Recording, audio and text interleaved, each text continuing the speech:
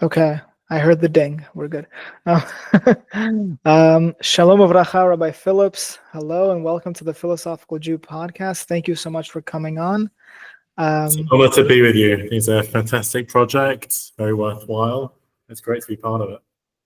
Thank you very much. I wanted to first just tell the audience a little bit about you.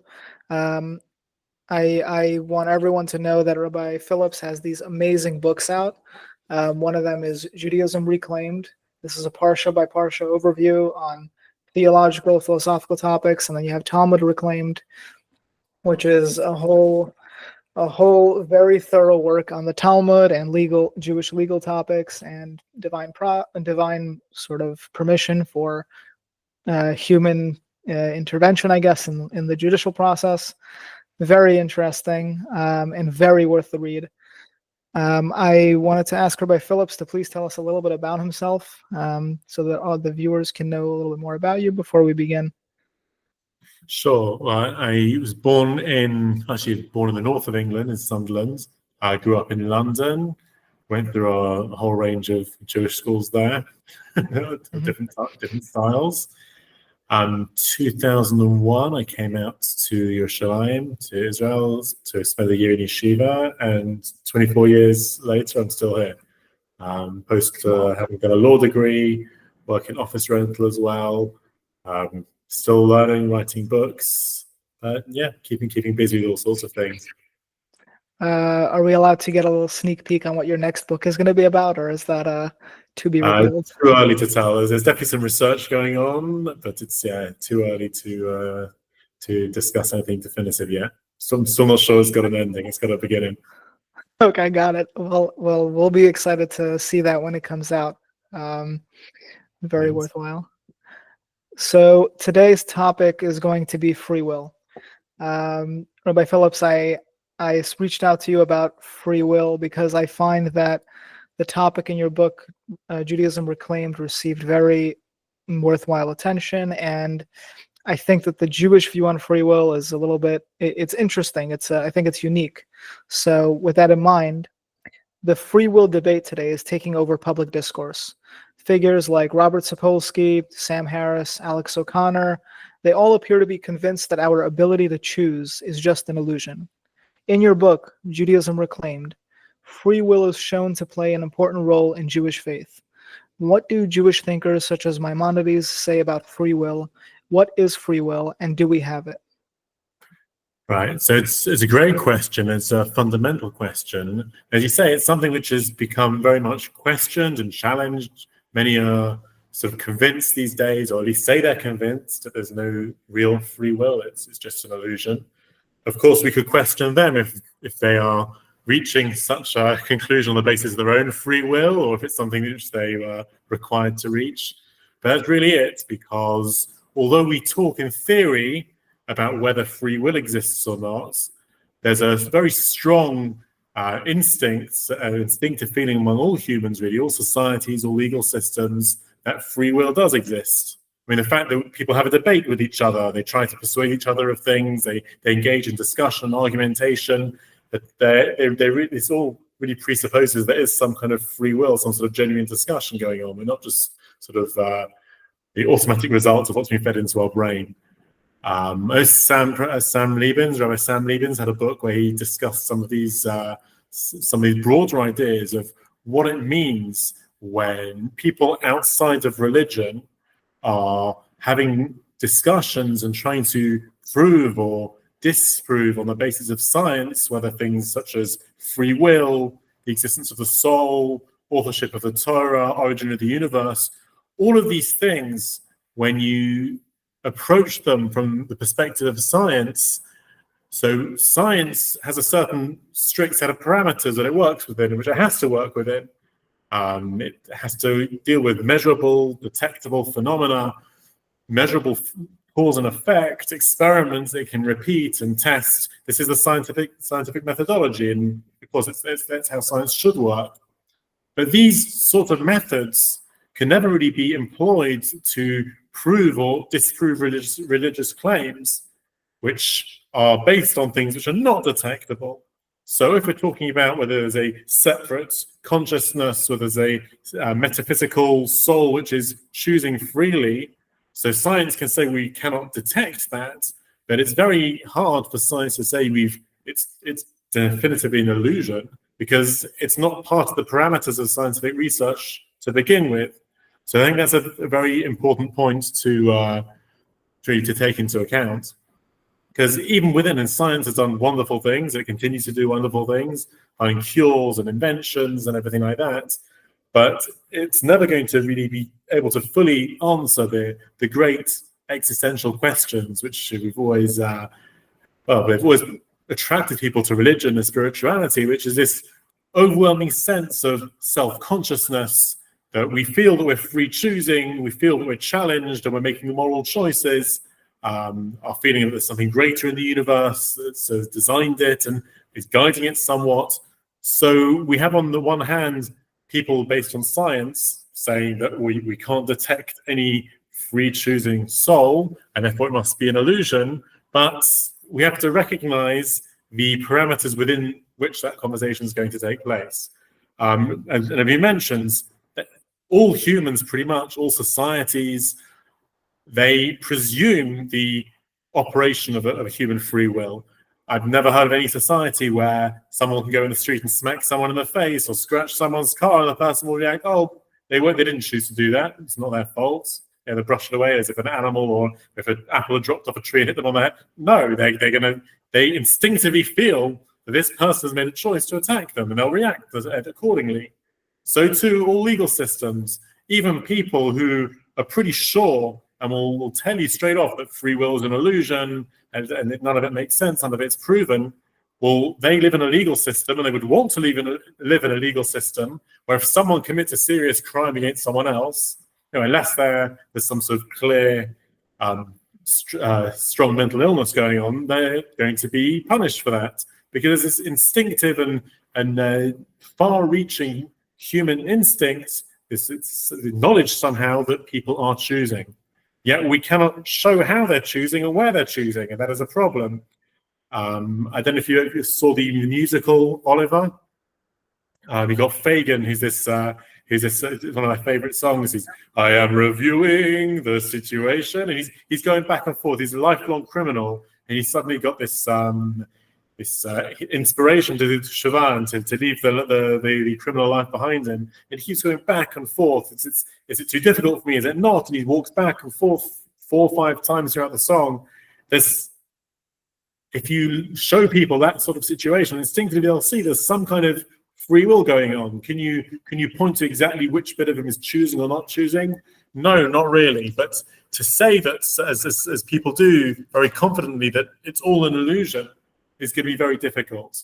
So with that sort of introduction to some of the background to the question, we now have to look at the place of free will within Jewish thought, which is what you're asking to begin with. The Rambam tells us in several places, Hilchot Teshuvah, and also in his Shmona Prakim, that free will is a basic pillar which underpins the entire Torah. If you take away free will, you basically made the whole Torah, I say, worthless. It's futile, because it's a set of commandments, it's a set of guidance to show people how to behave, to challenge people, individuals and societies, to build up in the right image, to perfect themselves. And if they act correctly, there's the prospect of reward. If they don't, there's the prospect of punishment. All of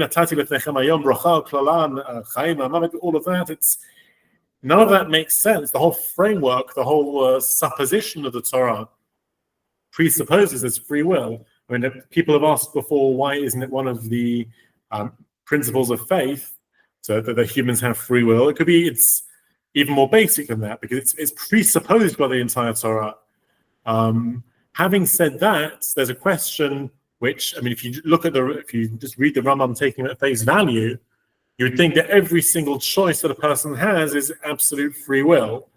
I know that, for example, Rav Dessler would push back on his strive for truth.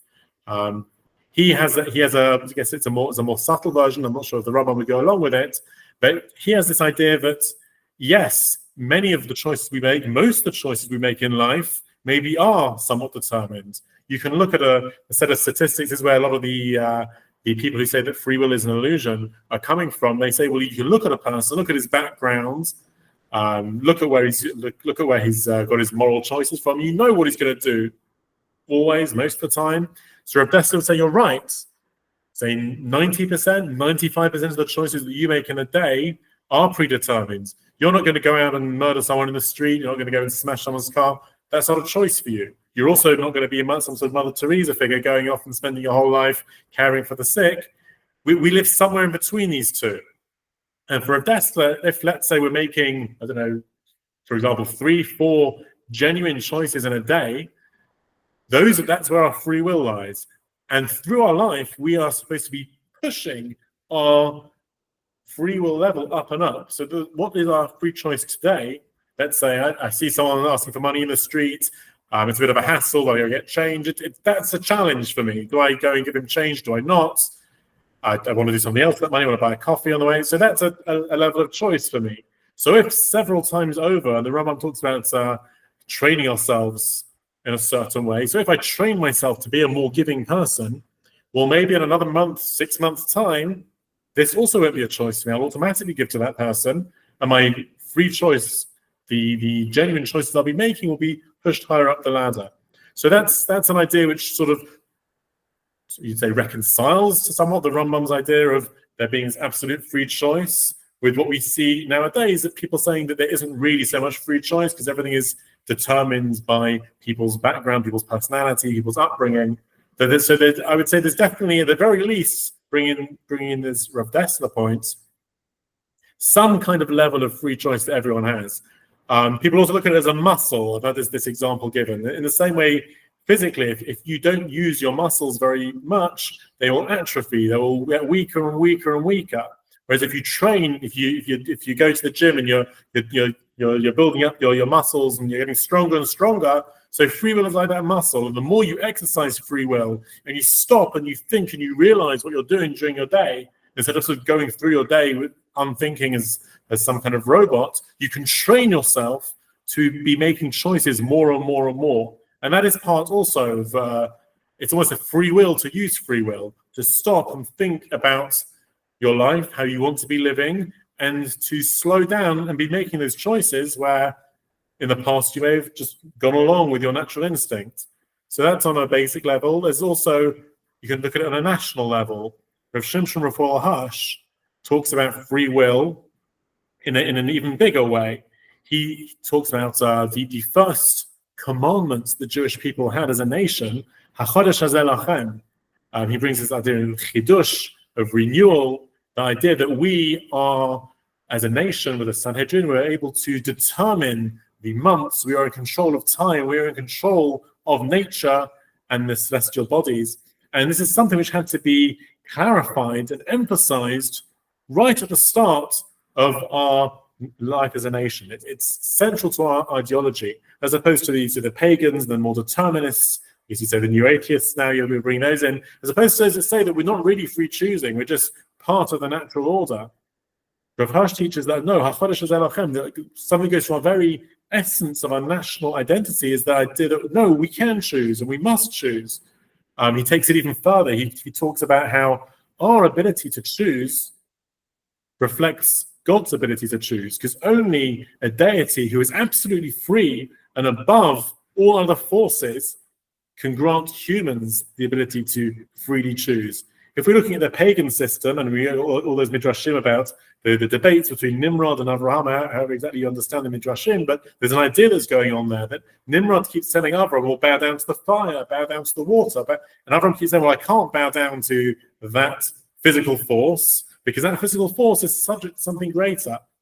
And what Avraham is essentially saying is that, no, the God of Abraham, the God of the Jewish people, the God of the Israelites, the God of us, is something which is above and beyond and unaffected and not subject to any physical force, not to any force whatsoever. Absolutely free to act as it wants. And only such a being, such a deity, who is absolutely free and beyond, is able to grant humans absolute free will also. So Rav Hirsch takes it further to the extent, if we're discussing the philosophical podcast, he takes it a level further, saying that one of the reasons why our free will is so essential, not just like the Rambam who says, well, yes, it's the whole idea of commandment and reward and punishment presupposes free will. Rav Hirsch says it reflects our faith in a God who is a truly monotheistic God, who is above and beyond any natural forces. So we've got lots of different levels there of the importance of free will to sort of unpack and internalize. That was really, really fascinating. This idea of the hierarchy of the importance of free will, as enumerated by different views of different chachamim and different sages, is, I think, often overlooked. And you mentioned a lot of points. If I may, there's an interesting, there's this sort of interesting, I think, a critique of Sam Harris, one of the new atheists, on free will.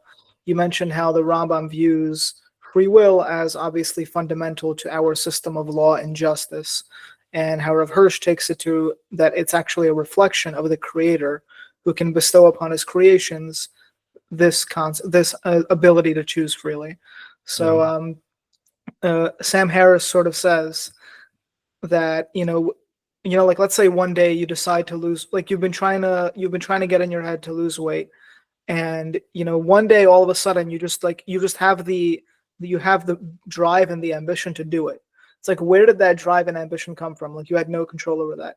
But he says, like, you've built something in yourself which allows you to, at one point in your life, have this ambition and drive to lose this weight, and like have the the push through to get through it.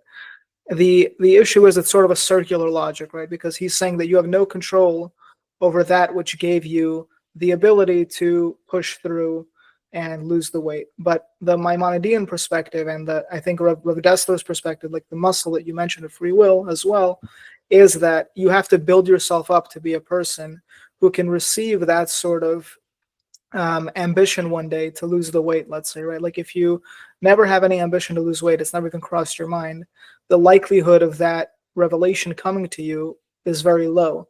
I wrote a Substack article on this, and my example was that I'm not going to have the same revelation as someone who's grown up in a completely different society and with different expectations to me when it comes to certain things.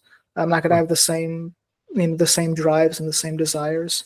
But this sort of idea of a muscle, I think, connects very well to your enumeration on the Rambam's idea of free will. And you write that free will in the Rambam's view serves an interesting function. Right. So now that we've gone on from the fundamentals of free will, the different views on it, a little critique of Sam Harris. What's it called? I want to talk about this concept of free will as it appears when you enumerate on Maimonides. You write that Maimonides basically says only one creature, the human being, is granted a Tzelem Elokim, which is an intellect that allows humans to transcend God's natural order. So, can you elaborate on this methodology Maimonides uses? What's it called? The methodology Maimonides says we should use to attain a free will of this sort. Like, what is free will accomplishing to attain this status? Right. So first of all, there's a few things to build up in the introduction there. What do we mean by Tzelem Elokim? So sometimes people think of it as it's some sort of godly spark, or which is part of our soul. But for the Rambam, it's something much more defined and clear. It's our seichel, the intellect that we have. That is really what sets us aside from the animal kingdom.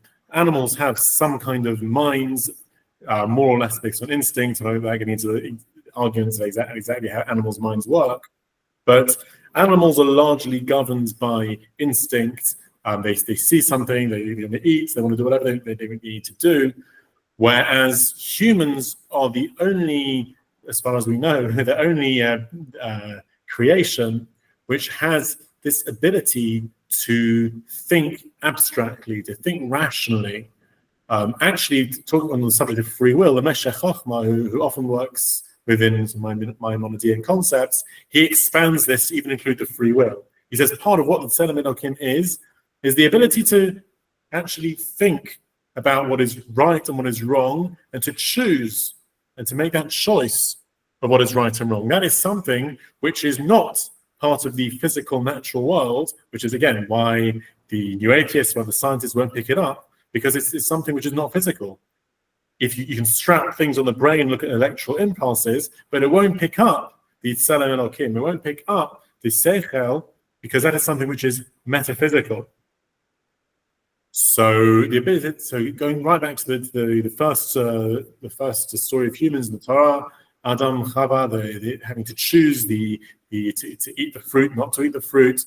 This is, and the way the Rambam understands it, as being a choice between what sort of path to take in life, a path based on seichel, a path based on imagination, good and evil.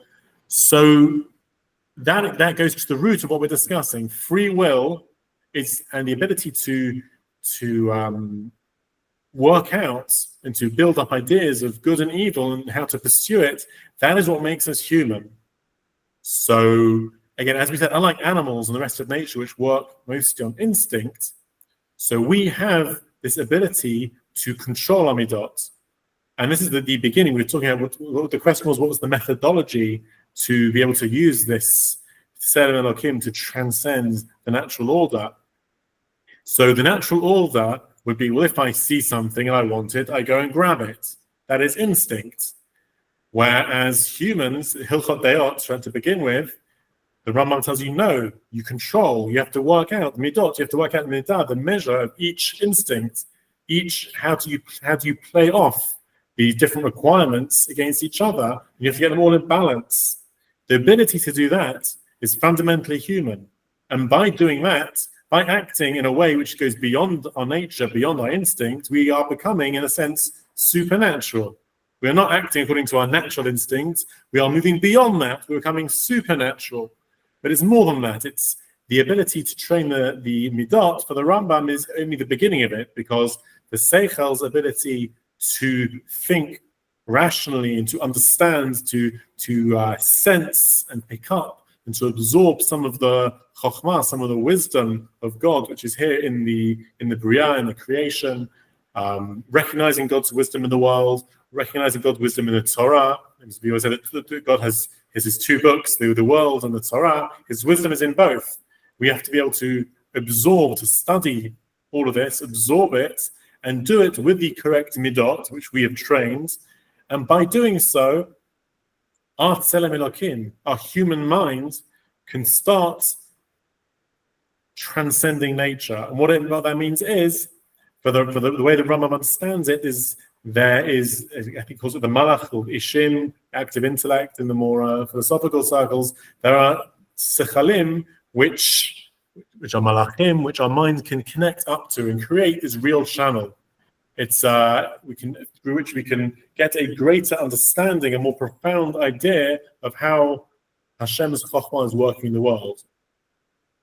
And by doing so, we start building up our level of hashgacha pratit, because the way the Rambam explains hashgacha, at least the vast majority of the time, is that it's not God sitting at a keyboard and punching different things to manipulate nature. God has set up, set up this perfect world of nature working and an expression of his wisdom. And by our minds being able to transcend the physical and connect up to the malachim through which he runs this world, through which we are able to navigate and understand the system through which it works. So in his example, if God wants to save someone from some sort of ship accident, he won't press a button and stop the ship from sinking. He won't manipulate the natural law. What he'll do is he'll inspire this person who has trained their mind to have some sort of understanding or intuition not to go on that boat. And that's the beginning of transcending the physical order, because that person's mind is now plugged in to something above and beyond the physical world. And it starts off with hashgacha, and the way the Rambam explains it, the greater extent, the the greater frequency and the greater depth to which one has trained one's mind, the more effective and the better the hashgacha will be. And this moves on to other levels, such as Ruach HaKodesh, which gets a greater level of inspiration. Eventually, Nevuah, prophecy, is just the strengthening of this same channel of connection between the Tzelem Elokim, the human mind, and the Seichel, which God has placed there for us to be able to connect to get an entire understanding of the Chokhmah that runs the world. And eventually, when we talk about Olam Haba, which is the ultimate, this is the ultimate example of transcending the natural order. In the natural order, everything is physical, everything is mortal, everything decays and starts again. The only thing which is immortal is the Tzelem Elokim. It's not physical. And the extent to which in your lifetime you have trained your mind to be able to transcend the physical order and connect to God through this chokhmah, through perfecting your midot, that is the extent to which your seichel is able to achieve olam haba and immortality, in which it's connected to God and the system of malachim and everything in the afterlife. So that's in a nutshell what we mean by saying that the Tzelem Elokim, through effective free will, is able to transcend the natural order. So it's essentially it converts in the Rambam's mind. Free will is a system that's in place for everyone to use, but for every human to use, but in order to access this higher sort of, I guess, for lack of a better term, frequency or higher ability of usage, you need to work on your midot, on your character traits, and your intellect in order to sort of latch on to hashgacha, which is divine intervention in your life potentially. Right. I think the way he puts it is that we all start off with sechel b'koach, potential intellect, and by making the right choices, by training our midot, by training our minds, we turn that sechel b'koach, that potential intellect, into sechel apoel, actual intellect, and that is the channel through which we are connected up to God. So I have sort of I think this is a question that Rambam may anticipate. I've seen it slightly mentioned in the Moreh, but I'm curious as to your take on this. So I see sometimes atheists such as Alex O'Connor and Sam Harris. I personally think they're actually very wise people. I think that they, maybe when it comes to recognizing God's existence, that's just sort of a puzzle piece that can't click. But nonetheless, their intellectual capacities and capabilities are not something to be scoffed at, and they live their lives with the ability to influence other people in very positive ways, in moral ways and ethical ways. And I'm sort of wondering if there is a capacity in the Rambam's worldview for hashgacha, for a Tzelem Elokim, in someone who doesn't believe in perhaps a false notion of God and claims to not believe in God in general because of that. I'm curious what your take on that is, if you're okay with that. Hashgacha for someone who does not what exactly this person doesn't believe in God, you're saying, or doesn't have a correct conception of God? So, like for example, if free will can be used as a tool to fortify one's midot, one's character trait, and one's intellect, would the Rambam grant it possible for somebody who doesn't believe in God but who has this formidable ethical character and this formidable intellect to achieve some sort of hashgacha, to achieve some sort of, I guess, like active intellect providence, for lack of a better term, like this capacity to gain to the deeper understandings of the world and this intuition that the Rambam says someone like this can achieve? So I don't know of any way that such a person would be able to, because it's a mitziut. God is a mitziut. It's a reality.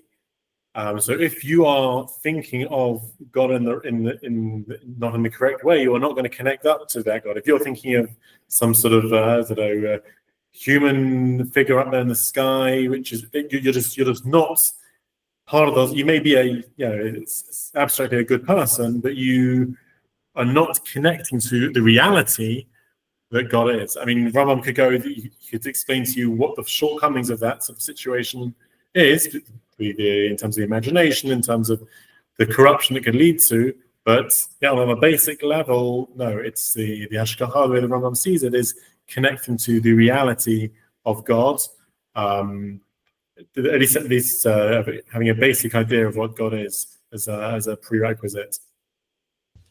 I suppose, okay, so let me put a more finer point of this question. The place that I suspect the Rambam anticipates this question is in how he views Aristotle, because Aristotle did not have the correct conception of God in the Maimonidean perspective, I think in the Jewish perspective. So I suppose, to put a finer point on it, what did Maimonides, knowing how much he praised Aristotle, think in the end of the day was Aristotle's shortcoming? Do you think that Maimonides held that Aristotle was privy to some sort of divine intervention or hashgacha? This Tzelem Elokim was able to actualize that, or do you think that he sort of was, he just fell right short of it? Like he was. That's almost a great question. I don't have a definite answer for that, because you do find on the one hand many times where Rambam is praising Aristotle, especially the first section of the Maimonides Elokim. However, as you continue on the second and third chapters, second and third sections of the Morah, you see more and more fundamental areas in which Rambam's rejecting Aristotle. He says that Aristotle achieved the highest level that someone can achieve of knowledge of everything below the sublunar sphere, meaning things within our world. He's like a great scientist. He can understand everything well in our world, but in terms of what for the Rambam is the real level of understanding, which is things beyond the physical world, he doesn't think that Aristotle's got any real knowledge of that whatsoever. He calls it conjecture. He keeps saying that he's misunderstood this and misunderstood that. So it would be hard. Yeah, I don't know is the bottom line. I'm not sure that he considered Aristotle to have a correct enough conception of God. I mean, Aristotle didn't believe in creation yesh me'ayin, which means creation ex nihilo, which means a God of providence, a God of miracles. And there's so many fundamental areas in which Aristotle doesn't sort of departs from the Jewish idea of God as understood by Rambam. It'd be hard for me to see how he could have a real connection there in that way. I see. Okay, so that's true. A lot of people call Rambam neo-Aristotelian, even though he spent much of his more disagreeing with a lot of Aristotle's assumptions. In terms of his science and his premises and his logical structures, Rambam attaches to and uses Aristotle as he had a great system in the same way as we would if we were looking to understand God's creation. We would look around at the principles of science we have nowadays. Look at genes, we look at quantum, we look at relativity, because this is the framework for which we look at the world. We respect the scientists that brought that to us. I think there's the same sort of way that Rambam respected Aristotle and was very impressed at the conclusions he reached. But when it came to matters beyond the lunar sphere, as he called it, beyond the physical into the metaphysical, you find the Rambam having gradually more and more criticisms of Aristotle. This is Aristotle's way of looking at providence, of looking at creation, of so many different things. He ended up saying, well, we don't go along with that at all. Right. Okay, I see. So this may seem like a digression, but I think it actually does touch on our main point. And so I want to use this Maimonidean conception of free will because I do think he has a very sophisticated understanding of free will and how it interacts in the world. So we've outlined this Maimonidean conception of free will and its purpose, the ability to attain the Tzelem Elokim. I'm hoping that we can also address some criticisms of the Rambam's position. So the Maimonidean conception of free will appears to leave many human beings, from those with mental disabilities to those living in slavery and tyrannical dictatorships, unable to utilize their free will to attain this level of connection to God. Shouldn't the existence of such phenomenon and the belief in a God who is loving and compassionate cause us to question the Rambam's position on this topic? It seems unjust for these people to be devoid of the ability to attain this level of being. Yeah, that's a very difficult question. It certainly is a valid. It's a very real critique of the Rambam's approach generally to Judaism. People find that he's very much focused on perfecting the intellect to connect to God via the Ishim, whatever it is, and to transcend the natural order to achieve Olam Haba in that way. But what about all the people who are not in a position to achieve that? So, I mean, to begin with, we would say that God has set up a system. God is not forcing not just individuals, but societies to behave in a certain way. The Torah is there to guide us, not just as individuals, but as communities, to build up the certain structures and certain ways of relating to one another in a way that will maximize the ability of all the people within those societies to connect to God. Many things, if you look at the Tamei Mitzvot in the Torah, so many of the laws are social laws. They're telling us how to set up a society. Why is that? Because crucial to the project of God in the world is not just having certain specific individuals who are free to perfect themselves, but a society must build up its ability of everyone, all its constituent elements. And that's why we find that the concept of a prophet, again, we were talking about the difference between the Jewish prophets and Aristotle and many of the Greek ideas, is that we must come back down. We go up the ladder, so to speak, Yaakov's ladder, we come back down again. The Navi must come back down the ladder to teach the people. And that's what Yaakov's being told. He's been the Yoshev Alim all this time. Now's the time for him to go out and build up a society, change the world. Moshe, Yirmiyah, all the great prophets that we have are not the people that just sort of stay there in the cave, reclusive, studying with themselves, but they're going out there to build up communities, building up societies. And when he talks about the ideal, the Messianic era, what's so great about the Messianic era is that, when he talks about Maimonidean, is that there'll be no more jealousy, there'll be no more warfare, there'll be no more oppression, and everyone, the knowledge of God will be widespread, and everyone will be able to, as you say, build up their ideas. This is not something which God forces upon us. God is very patient. We found, the 10 generations until Noah, until Abraham, that many generations people weren't worthy at all. God sets up he sets up the raw material, which is humans, free choosing humans, and he gives us the guidebook, the Torah, and tells us this is what you have to do. But he doesn't force us to do it. We have free will. If he forced us to do it, what would be the point of it? He says he talks about the beginning of the Shalach. In Maimonidean, he talks about he didn't, even though it would have been from, I guess, the perspective of God's plan, he wanted to get the Jews to the land of Israel, and the best way would have been to go through the land of the Philistine. He said, no, we're not going to do that, because he knew that the people wouldn't be able to handle it. So he brought them a different way. He didn't force them. He didn't change their innate makeup. So part of it is that God plays the long game. God creates human societies, and he wants us to build up, not just as individuals, but he wants us to become prophets, to become public figures, to become community leaders who look to build up the potential of everyone in the society. Having said that, there may be more to it than that. This is something which is speculative. I write it in my Hazinu chapters of Judaism Reclaimed, because people ask about another concept for the Rambam, the resurrection of the dead. So from the Rambam's perspective, once a soul has died and gone to Olam Haba, what possible purpose would it have to come back to this world? The ultimate pleasure, the ultimate place the soul wants to be is connecting to God in the world to come. So what, you're going to say the soul's going to come back to this? What's the point of it? So Sefer Karim of Albo has several suggestions. One of his suggestions, I think, if it's true, and I bring certain arguments which may be able to support it, he suggests that the primary beneficiaries of Tchiyat HaMeitim are those who are, we call good people, but who never had the abilities, who never had the time, who never had the teaching.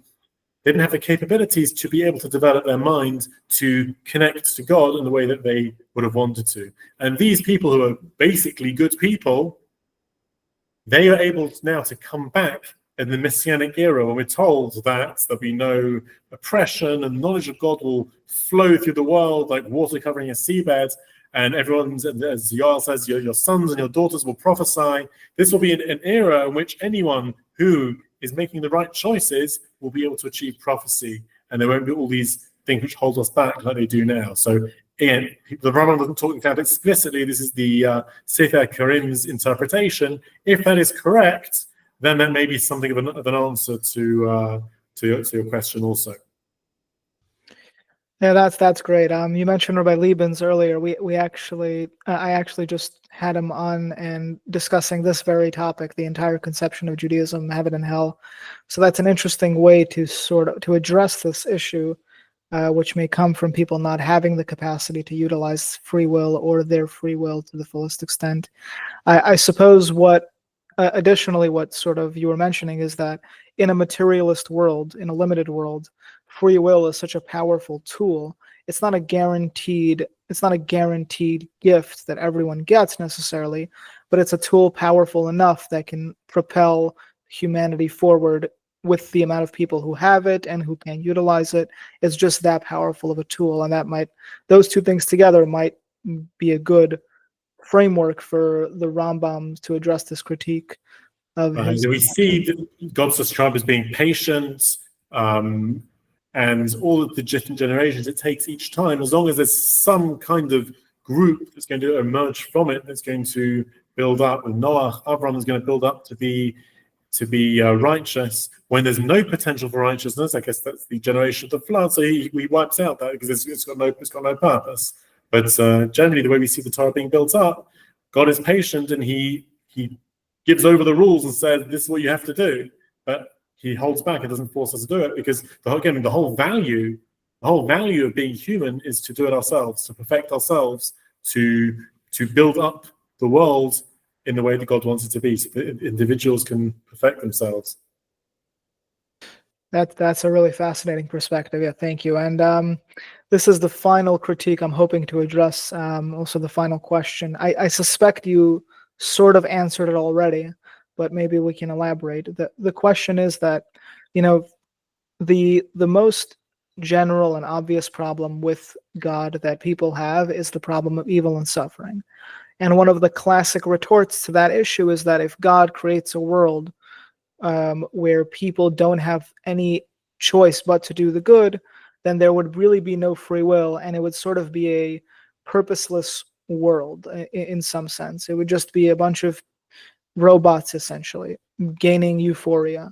So I suppose the question to the free will retort is, okay, so free will exists, and we can have this great world that God gives us because of free will, but is it really worth the price of suffering and evil?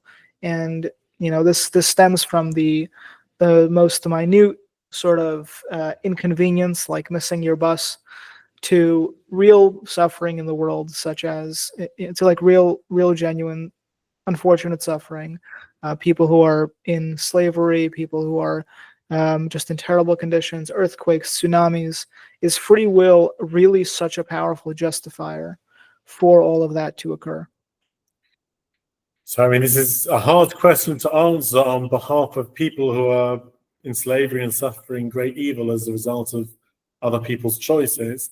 The question is, what's really the alternative? It's only really as I think you mentioned, it's only really the true potential for evil that gives value to doing anything good. Another way of putting it, emphasizing a bit more, I heard also from, I think it's a podcast from Rabbi Liebens years ago, that it's challenging situations that really bring out heroism and courage. You can have people living through a regular life, but when they're really challenged, when disaster hits, suddenly they're the heroic people that stand up and fight off evil and sacrifice themselves to help others.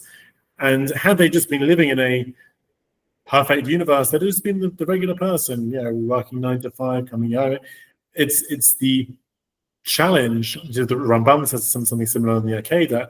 It's a challenge which brings out the latent potential within you to really push yourself to be good. So that is a part of it.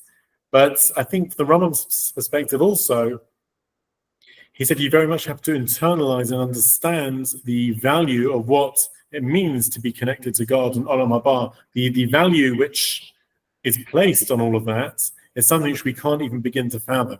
What it means to be connected to God for all eternity, and the relationship between this world, Olam Hazeh, which we say is a prosdor, it is some sort of corridor or waiting room for the world to come.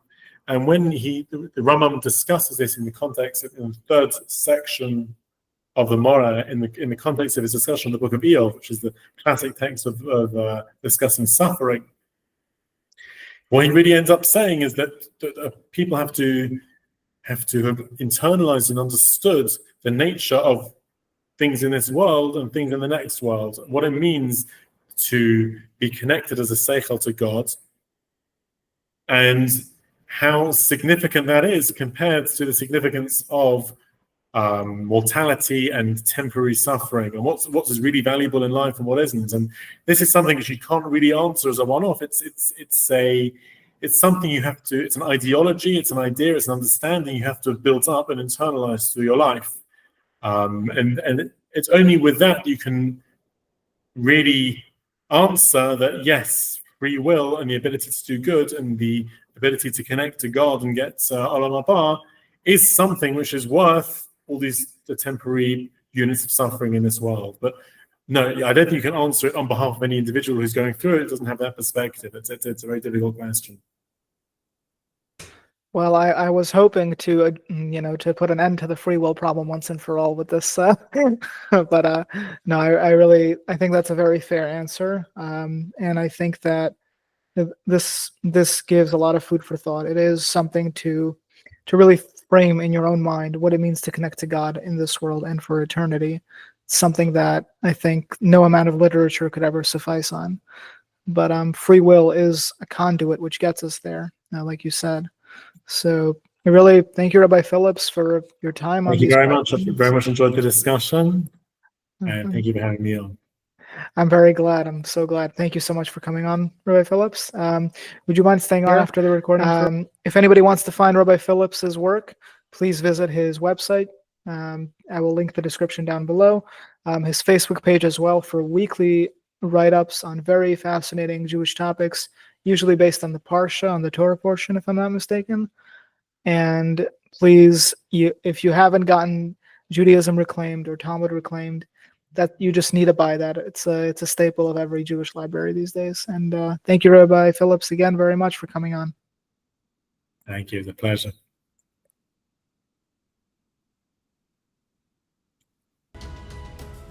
Hello, and thank you so much for tuning in to the Philosophical Jew podcast. If you enjoyed this episode, please like, share, and subscribe. I have spent many months creating Philosophical Jew, but nearly a decade preparing for it. In addition to the Philosophical Jew podcast, there is also a Substack. The Substack is a platform I use to write on various topics in Jewish and regular thought in the world, topics such as philosophy and theology primarily. If this interests you, check it out at philosophical.jew.substack.com. Additionally, you can find me on Instagram at a philosophical Jew, and on X as a philosophical Jew, and on Spotify for the audio versions, and on YouTube for the video versions of the podcasts. Occasionally, I do reaction videos, and have a few more coming up. If you enjoyed this content, please consider supporting me on Patreon. The link will be in the description. Have an amazing day.